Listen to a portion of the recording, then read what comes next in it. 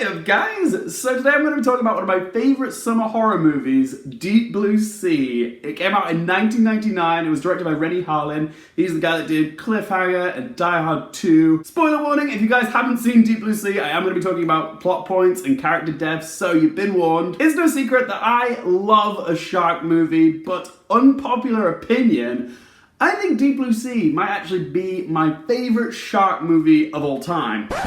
Yeah, I know, I can hear the internet screaming at me right now. Even better than Jaws? Well no, Jaws is the ultimate shark movie, the quintessential shark movie, and in terms of craftsmanship, it is the superior movie.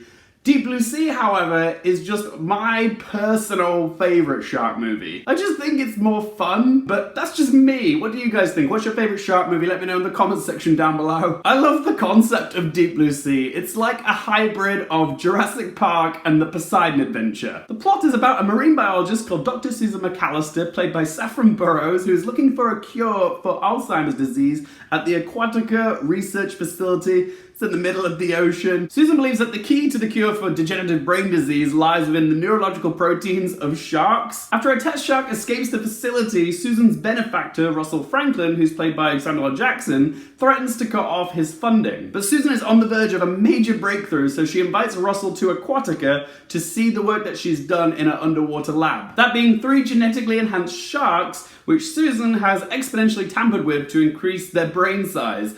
Bigger brains means more protein. But that's bad news for the team at Aquatica because the side effect is the sharks have gotten smarter. So smart, in fact, that they managed to cause an accident which floods the facility. So Susan, Russell, and the rest of the cast, which includes Thomas Jane, Michael Rappaport, Jacqueline McKensie, Stellan Skarsgard, and LL Cool J, all try to find a way to the surface before the sharks eat them. When will they learn? When you mess with Mother Nature, she'll mess right back at you. I have seen this movie an unreasonable amount of times, and that's because I find it so stupidly entertaining. I know it has its flaws, I know it's a dumb shark movie, which is ironic because this is a film about intelligent sharks, but Deep Blue Sea is the best dumb shark movie there is. I believe it deserves more credit. Renny Harlin has delivered a well-paced, suspenseful, and extremely fun watch with this film. It's a bona fide genre blender because it mixes sci-fi, B-movie horror, and thrilling action set pieces together. The characters are mostly likeable, albeit generic, but the one thing that Deep Blue Sea truly deserves more credit for is the score by Trevor Rabin. I adore the music in Deep Blue Sea, and I'm not just talking about the end credits song that LL Cool J made. Deepest, bluest, my head is like a shark's fin. What the fuck does that even mean? But part of the reason this movie works so well is because of its score. The motif for the sharks is chilling and ominous.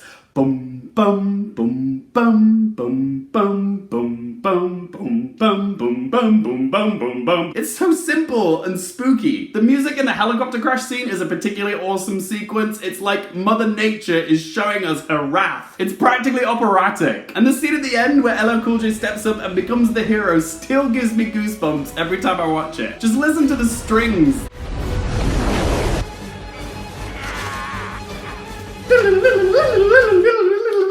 It's so heart-poundingly epic. It's such an underrated soundtrack. The action scenes are well executed, and by extension, the death scenes. For a shark movie, the deaths are pretty memorable. Now let's talk about the script, because there's both good and bad to discuss. Deep Blue Sea was written by a trio of writers, Duncan Kennedy, Wayne Powers, and Donna Powers. The script...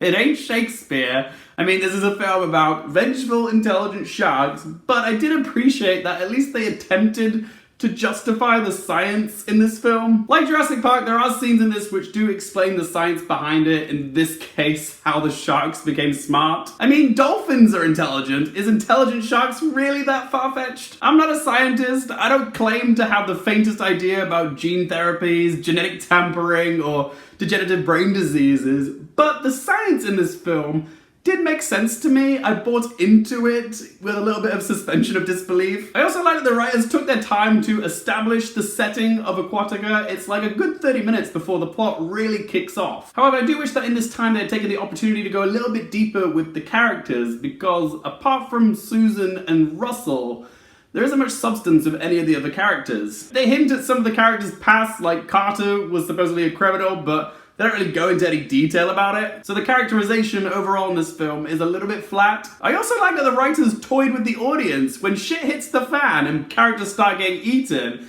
They don't die necessarily in a predictable order. They intentionally build Samuel L. Jackson's character Russell Franklin up to be the hero of the group. He's one of the few characters that actually gets a bit of backstory, because his character was in an avalanche a few years ago with 7 other people and he managed to help save 5 of their lives. He's the ideal person that you would want in a survival scenario because he's been there before. However, in what might be Samuel L. Jackson's most iconic death scene, right in the middle of a rousing speech about camaraderie, he gets brutally and surprisingly killed off quite early. It's a great death, it's just his character was kind of a red herring, and it genuinely surprised me the first time I watched this. Hey, at least he died on screen here as opposed to his character in Jurassic Park. And the dialogue in this film is very hit or miss. I think LL Cool J does the best job of delivering what he's given because his character is the comic relief. But my favourite line in the entire film is the bit where he takes out his lighter and says to the shark, "You ate my bird." It's one of those lines that could have been so bad, but LL Cool J delivers it with just the right amount of attitude that it's actually kind of badass. Only in a dumb, schlocky, cheesy movie like Deep Blue Sea can you get away with shit like that. You ate my bird. As for performances, I think everybody turns in a good performance, but the only person I had a slight gripe with was Saffron Burrows as Susan. I found her a little stiff. The thing is with Susan, she's not a very likable character because she's the one that plays God and makes dumb choices that get other people killed. She's actually the one character that I thought deserved to die. The script does have its moments where it tries to get the audience to empathize with Susan, like with the backstory about her father having Alzheimer's. I just never got to a point where I was on her side. I just don't think Saffron Burrows fully capitalized on the scenes which allowed the audience to sympathize with her. And I think another actress might have found a way to make her a little bit more likable. As for other negatives, there's one scene where Susan kills a shark with an electric power line in a bra and knickers, and it's very gratuitous, but it's that kind of movie. There's a couple of shots which are obviously reused. Again, the scene with Susan in her bedroom with the shark.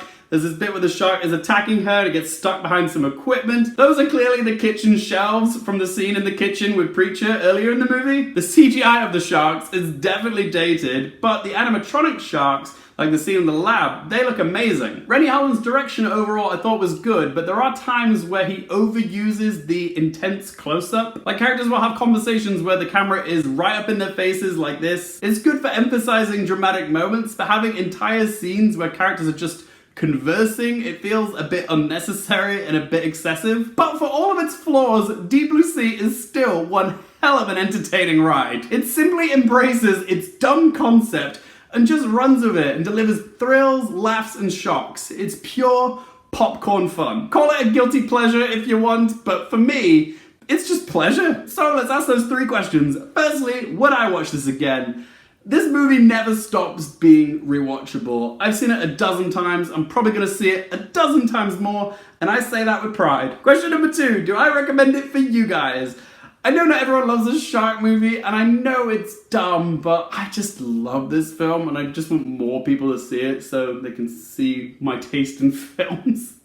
So yeah, I recommend it. And question number 3, what score do I give Deep Blue Sea out of 10? It's got some flaws, but for me, this movie just works. So I'm gonna give it an 8 out of 10. But as always, guys, this is just one bloke's opinion. I want to hear from you. What do you think of Deep Blue Sea? Whatever your thoughts on this movie, pop it in the comment section down below. If you enjoyed the video, please do hit the like button. If you want to follow me on social media, Twitter, Instagram, it's on the video description down below. And of course, if you want more movie and TV content just like this, don't forget to click subscribe. And as always, thank you guys so much for watching. For more things related to movies, TV, and popcorn culture, I'm Luke Airfield, and I'll see you next time. You ate my bird.